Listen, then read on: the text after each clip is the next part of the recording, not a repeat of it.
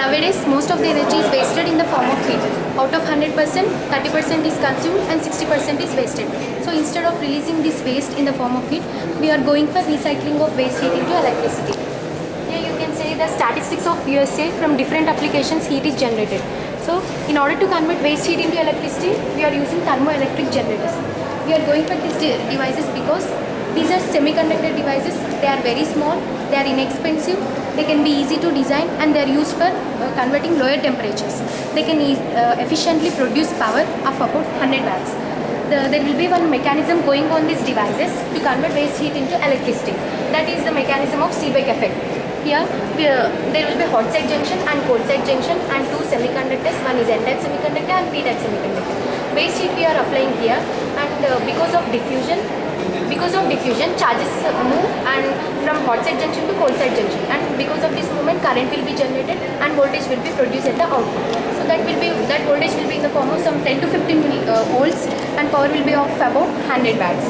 And for this generation of the waste heat into electricity, we are using some materials like nanostructures and bulk materials.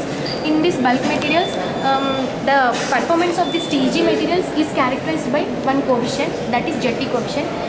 This is given by alpha square T by rho K, where 1 by rho is electrical conductivity and K is the thermal conductivity. So we have to increase electrical conductivity and decrease thermal conductivity. That can be done by using bulk materials and nanostructures. In bulk materials, we are doping some large type materials which is decreasing thermal conductivity.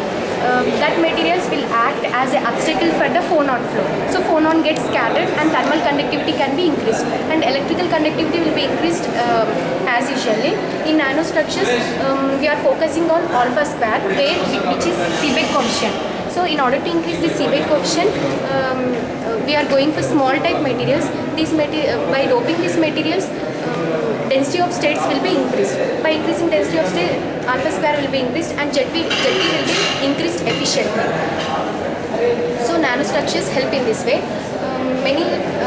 These materials are used for many applications, like the waste heat produced from our body can be converted to charge the wristwatch. And the arrangement of the TEG materials will be like this. One module will be this way, and there will be many types of modules. Waste heat will be produced here, and electricity will be produced here. We are